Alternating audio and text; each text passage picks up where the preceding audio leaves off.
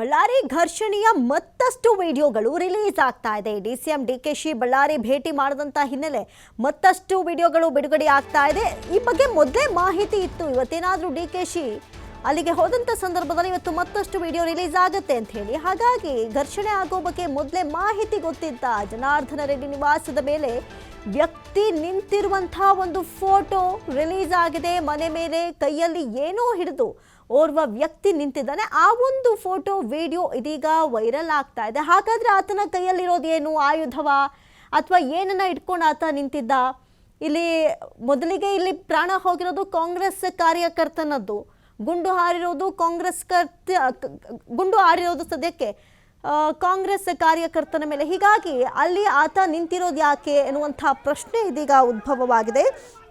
ಜೊತೆಗೆ ದೊಣ್ಣೆ ಹಿಡಿದು ನಿಂತ್ರೋ ಅಥವಾ ಗನ್ ಹಿಡಿದು ನಿಂತ್ರೋ ಅನ್ನುವಂಥ ಪ್ರಶ್ನೆ ಕೂಡ ಇಲ್ಲಿ ಸಹಜವಾಗಿ ಮೂಡುತ್ತೆ. ಕೈಯಲ್ಲಿ ಏನೋ ಹಿಡಿದಂತೂ ಓರ್ವ ವ್ಯಕ್ತಿ, ನಿಗೂಢ ವ್ಯಕ್ತಿ ಅಲ್ಲಂತೂ ನಿಂತಿದ್ದಾನೆ. ಯಾರಾತ, ಯಾಕೆ ಹೋದ, ಹಾಗಾದ್ರೆ ಇಲ್ಲಿ ಏನೆಲ್ಲ ನಡೆಯುತ್ತೆ ಅನ್ನೋದು ಮೊದಲೇ ಪೂರ್ವ ನಿಯೋಜಿತವಾಗಿತ್ತ? ಒಂದು ವೇಳೆ ಇಲ್ಲಿ ಬ್ಯಾನರ್ ಹಾಕೋಕೆ ಬಂದ್ರೆ ನಾವು ಗಲಾಟೆ ಮಾಡಲೇಬೇಕು ಅಂತ ಇವ್ರು ನಿರ್ಧಾರ ಮಾಡಿದ್ವಾ, ಅಥವಾ ಬ್ಯಾನರ್ ಹಾಕಿದ್ರೆ ಅವ್ರು ಗಲಾಟೆಗೆ ಬರ್ತಾರೆ ಅಂತ ಅವರು ಕೂಡ ಕಾದ್ಕೊಳ್ತಿದ್ರ? ಎಲ್ಲ ಆಯಾಮಗಳಲ್ಲೂ ಒಂದು ಕಡೆ ತನಿಖೆ ನಡೀತಾ ಇದೆ. ಈಗಾಗಲೇ ಬಹಳಷ್ಟು ವಿಡಿಯೋ ಒಂದೊಂದಾಗಿ ದಿನಕ್ಕೊಂದು ಟ್ವಿಸ್ಟ್ನ ಪಡೆದುಕೊಳ್ತಾ ಇದೆ.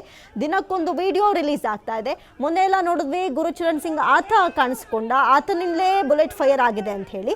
ತದನಂತರದಲ್ಲಿ ಇವತ್ತು ಖಾರದ ಪುಡಿಯನ್ನ ಎರಚೋದಾಗಿರ್ಬೋದು, ಮಹಿಳೆಯರು ತೊಡೆ ತಟ್ಟಿ ಜಗಳಕ್ಕೆ ನಿಂತ್ಕೊಂಡಂತಹ ವಿಡಿಯೋಗಳು ವೈರಲ್ ಆದವು. ಸದ್ಯಕ್ಕೆ ಜನಾರ್ದನ ರೆಡ್ಡಿ ನಿವಾಸದ ಮೇಲೆ ನಿಗೂಢ ವ್ಯಕ್ತಿಯೋರ್ವ ಕೈಯಲ್ಲಿ ಏನೋ ಹಿಡಿದು ನಿಂತಿರುವ ಒಂದು ಫೋಟೋ ವಿಡಿಯೋ ವೈರಲ್ ಆಗಿದೆ.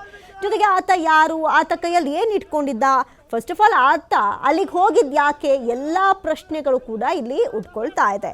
ಏಕಾಏಕಿ ಅಷ್ಟೊಂದು ಜನ ರೆಡ್ಡಿ ಅವರ ಮನೆ ಮುಂದೆ ಜಮಾಯಿಸಿದ ಹೇಗೆ, ಜಮಾಯಿಸಿದ್ರು ಓಕೆ, ಅಲ್ಲಿ ದೊಣ್ಣೆಗಳು, ಈ ಪೆಟ್ರೋಲ್ ಬಾಂಬ್ಗಳು, ಜೊತೆಗೆ ಆಯುಧಗಳೆಲ್ಲ ಹೇಗೆ ಬಂದವು ಅನ್ನೋದೇ ಸದ್ಯಕ್ಕಿರುವಂಥ ಪ್ರಶ್ನೆ. ಹಲವು ಪ್ರಶ್ನೆಯನ್ನು ಹುಟ್ಟಾಕಿದೆ ರಿಲೀಸ್ ಆಗ್ತಾ ಇರುವ ಒಂದೊಂದೇ ವಿಡಿಯೋಗಳು. ಎಲ್ಲರನ್ನು ಓಡಿಸಿದ್ದೀವಿ.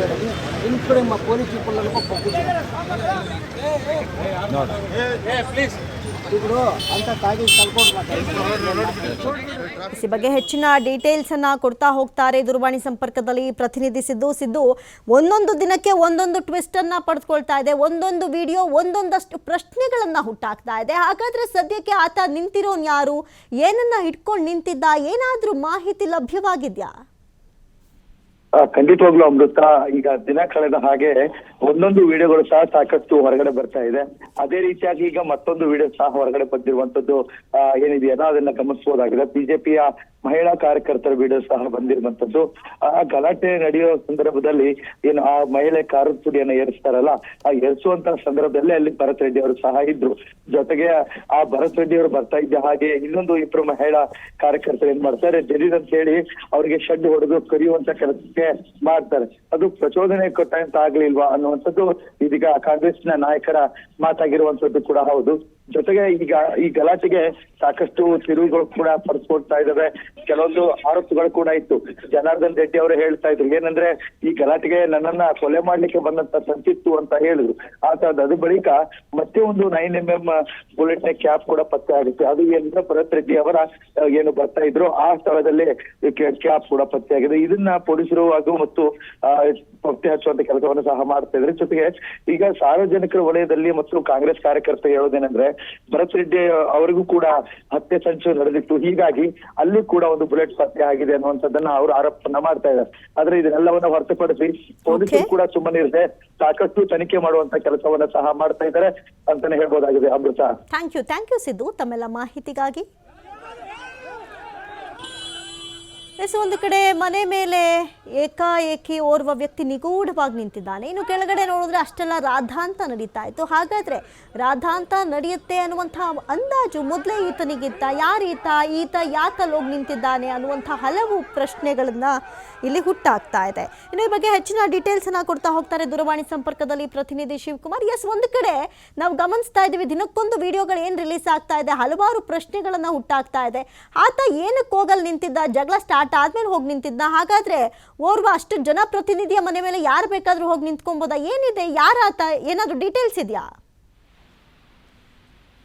ಅಮೃತ, ಬಳ್ಳಾರಿಯಲ್ಲಿ ಬ್ಯಾನರ್ಗಾಗಿ ಏನೆಲ್ಲ ಗಲಾಟೆ ಗದ್ದಲಗಳು ಆಗ್ತಾ ಇದೆ ಅನ್ನುವಂಥದ್ದು ಇವತ್ತು ರಾಷ್ಟ್ರೀಯ ಮಟ್ಟದಲ್ಲಿ ಸದ್ದಾಗ್ತಾ ಇದೆ.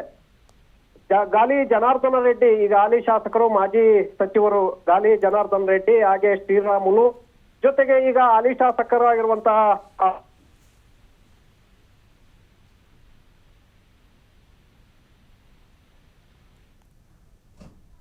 ಓಕೆ, ಸಂಪರ್ಕ ಕಡಿತವಾಗಿದೆ. ಎಸ್, ಇನ್ನು ಮನೆ ಮೇಲೆ ಕೈಯಲ್ಲಿ ಏನೋ ಹಿಡಿದು ಓರ್ವ ವ್ಯಕ್ತಿ ನಿಂತಿದ್ದಾನೆ. ಆತ ಏನು ಇಟ್ಕೊಂಡಿದ್ದಾನೆ, ಕೈಯಲ್ಲಿರೋದು ದೊಣ್ಣೇನು ಅಥವಾ ಗನ್ನು?